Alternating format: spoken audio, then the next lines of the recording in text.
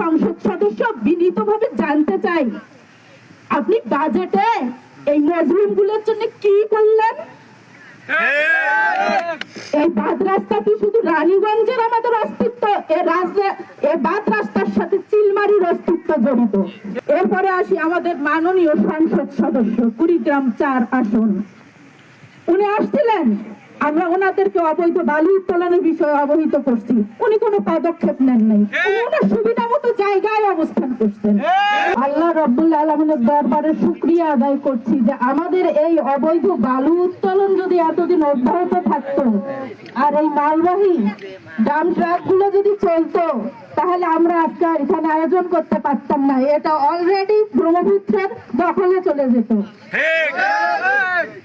এর জন্য এখানে যে স্টেক হোল্ডার গুলো আছে, তার মধ্যে আমার সাংবাদিক বন্ধুরা আছেন, আপনাদেরকে ধন্যবাদ পেশাগত দায়িত্ব পালনের জন্য, যথাযথ পেশাগত দায়িত্ব পালনের জন্য ধন্যবাদ। কুড়িগ্রাম জেলা প্রশাসক মহোদয় ও চিলমারি নির্বাহী কর্মকর্তা জনাব মাহবুবুল হাসান এবং চিলমারি মডেল থানাকে। কিন্তু এখানকার সবচেয়ে বড় যে স্টেক হোল্ডার, সেটা হচ্ছে পানি উন্নয়ন বোর্ড। তার ভূমিকার কথা শুনলে আপনারা অবাক হবেন। আপনারা জানেন ইতিমধ্যে আমরা যখন 30 তারিখে মানববন্ধনটা করি, তখন আপনাদেরকে অবহিত করা হয়েছিল যে এখানে পিসি ব্লক দিয়ে আমাদেরকে আমাদের 5% রিজার্ভ যে পিসি ব্লক গুলো ছিল, যেগুলো এমার্জেন্সিতে আমরা ডাম্পিং করার কথা, সেগুলো দিয়ে কিভাবে অবৈধ রাস্তা নির্মাণ করা হয়েছে। আমরা পরবর্তীতে সেখানে আমি সহ আমাদের মানববন্ধন অবৈধ বালু উত্তোলন মানববন্ধনের কমিটির 7-8 জন আমরা নিজেই এক্সিএম সাহেবের সাথে আমরা দেখা করি এবং বলি এই জিনিসগুলো, এই ব্লকগুলো যাতে খুব দ্রুত উত্তোলন করে এবং রাস্তাগুলো ভেঙে দেয়। এবং আমরা একদম সুনির্দিষ্টভাবে আমাদের ক্ষতিগ্রস্ত এলাকাগুলোকে চিহ্নিত করি, এগুলো ঝুঁকির মধ্যে আছে আর যে কোনো সময় এগুলো ক্ষতিগ্রস্ত হবে। আপনারা খুব দ্রুত রাস্তাগুলো ভেঙে এই পিসি ব্লকগুলো এখানে ডাম্পিং করেন।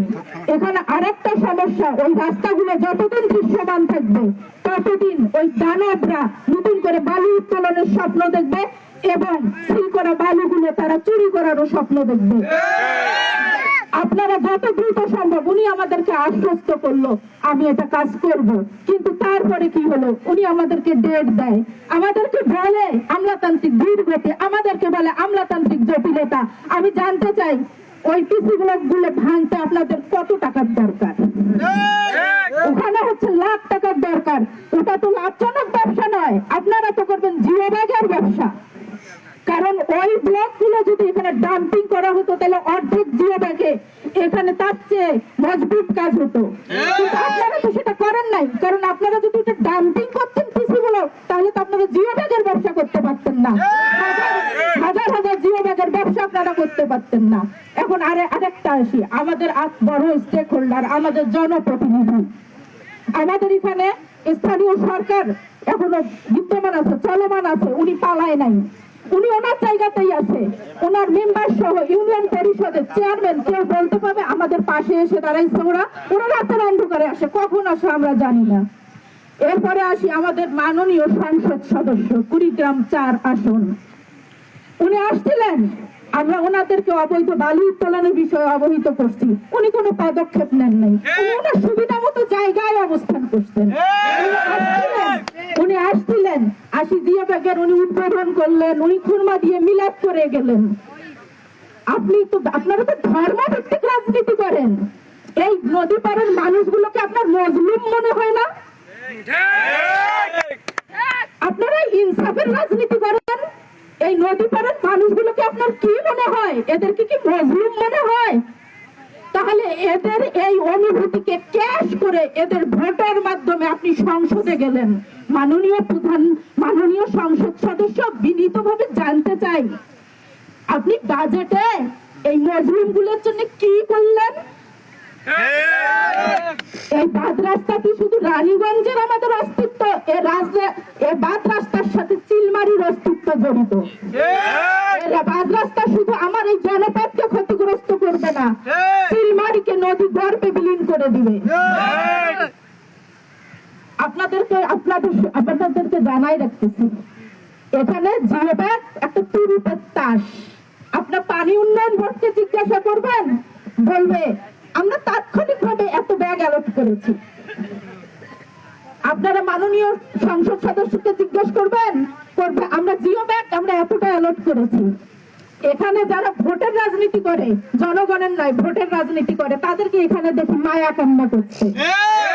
এটা তারা ক্যাশ করেছে ভাঙ্গনকে, ওরা আনন্দ পায়, এটা আমার ক্যাশ, আমি এখানে আসবো মায়া কান্না করবো। ওদেরকে জিজ্ঞাসা করবেন, বলবে আমি এখানে সেখানে ওখানে ফোন করে আমি এত ব্যাগ জিও ব্যাগ আমাদের দল থেকে অ্যালট করেছি। আমরা ভরি, আমরা জীবন মৃত্যুর সন্ধি করে দাঁড়াই। আজকে চিলমারির অস্তিত্ব বিলীন হওয়ার পথে, সেখানে আমরা জিও ব্যাগকে ট্রাম্প কার্ড হিসেবে ব্যবহার করি। আমাদের লজ্জা নাই? আমাদের আসলেই লজ্জা নাই। আমি পানি উন্নয়ন বোর্ডকে আবারও জিজ্ঞাসা করি, বর্ষাকালে যেসব নদী দানব হয় তার মধ্যে ব্রহ্মপুত্র নাই? আর ব্রহ্মপুত্র যখন উত্তাল হয় তখন কোন জায়গাগুলো ক্ষতিগ্রস্ত হয়, কোথায় প্লাবিত হয়? আপনাদের পূর্ব পরিস্থিতি কি ছিল? আমরা তো 2 মাস আগে আপনাদেরকে ইফেক্টেড জায়গাগুলোর কথা আপনাদের চোখে আঙ্গুল দিয়ে দেখাই আসছি, আপনারা কি কার্যকর পদক্ষেপ নিলেন? আমরা এখানে দাঁড়াই আছি, এই যে সামনে ছোট স্লুইস গেট, পাশে বড় স্লুইস গেট, এগুলো ফিটনেস কে চেক করে? পানি উন্নয়ন বোর্ড বলতে পারবেন বিগত কত বছর আগে এগুলো ফিটনেস চেক করেছেন? এখন কয়টা গেট কার্যকর আছে? আপনারা কি মনে করেন আপনার জবাব দিতেন উঠবে?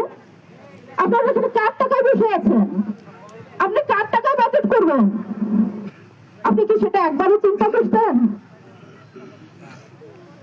আপনাদের এখন জবাব দিতে সবাই এসে গেছে। এখন আমি রোদ্রের মানে অনেকে এখন কি বলবো ফেরাপ, আমি আমাদের দাবি দেওয়াগুলো আমি বলছি। আমরা প্রথমে গণপ্রজাতন্ত্রী বাংলাদেশ সরকারের মাননীয় প্রধানমন্ত্রীর দৃষ্টি আকর্ষণ করছি এবং সাথে সাথে সংশ্লিষ্ট সমস্ত মহল, আমরা যে বাদ রাস্তায় দাঁড়াইছি, এই বাদ রাস্তাটা অত্যন্ত গুরুত্বপূর্ণ একটা সড়ক পথ। আমরা এটা আধুনিক 2 লাইন বিশিষ্ট বিদ্যুতায়িত বাদ রাস্তা চাই, সুরক্ষিত বাদ রাস্তা। এর কারণ আমরা আমাদের কুড়িগ্রাম হচ্ছে আমাদের জেলা শহর, সেখানে আমাদের দাপ্তরিক কাজ থাকে, কোর্ট কাছারির কাজ থাকে, ওখানে আমাদেরকে যেতেই হয়।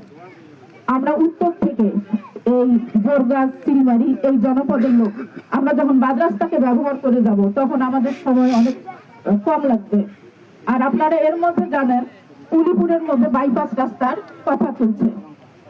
এই বাদ রাস্তাটা যদি চলাচল উপযোগী হয়, সেখানে উলিপুরের উপর কম করে হলেও 30 থেকে 40% চাপ কমে আসবে।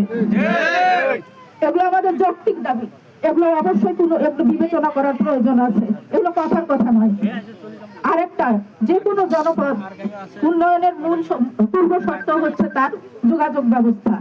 আমাদের পূর্বে যে নদী আপনারা দেখতেছেন অত্যন্ত গুরুত্বপূর্ণ একটা নৌপথ, ফকিরারহাট ঘাট দিন দিন জনপ্রিয়তা পাচ্ছে। আমরা চাই পরিকল্পিতভাবে এই নৌপথকে ব্যবহার করা হোক।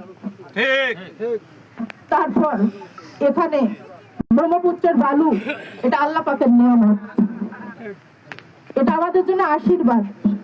ব্রহ্মপুত্রের বালু অত্যন্ত মূল্যবান। আমরা সরকারকে বিনীতভাবে অনুরোধ করব, সঠিক নীতিমালা প্রণয়ন করে সেই বালু উত্তোলন করুক এবং বালি কেন্দ্রিক অর্থনীতি গড়ে তুলুক। এখানে হাজার হাজার বেকার লোকের কর্মসংস্থান হবে। এই বালু অনেক উন্নত মানের, আপনারা আনেন, আপনারা এক্সপার্ট নিয়ে আসেন, আপনারা কর্মসূচি গ্রহণ করেন, সেটা স্বল্প মেয়াদী হোক, মধ্যমেয়াদী হোক, দীর্ঘমেয়াদী হোক, আপনারা নেন, কর্মসূচি হাতে নেন, এখানে বালু কেন্দ্রিক অর্থনীতি গড়ে তোলেন, সড়ক পথ নৌপথকে কাজে লাগান। এই সড়ক পথ নৌপথ বালুকে কাজে লাগান। আমরা আমার ঐতিহ্যবাহী আমরা চিলমারিকে ফিরে পাবো। স্যার বললেন আমরা সেই ভাওয়াইয়া গানের চিলমারিকে কিন্তু আমরা ফিরে পাবো। আমরা চাই না তো বাসন্তী চিলমারি, আমরা চাই না, আমরা ভিক্ষার চিলমারি চাই না, অনুদান রিলিফ, আমরা এনজিও ভিত্তিক চিলমারি চাই না। আমরা আমাদের সম্পদকে কাজে লাগাবো, আমরা মাথা উঁচু করে দাঁড়াবো, আমরা যোগ্যতার সাথে দাঁড়াবো, আমরা আবার আমাদের সেই ভাওয়াইয়া গানের চিলমারিকেই ফিরে আনবো ইনশাআল্লাহ।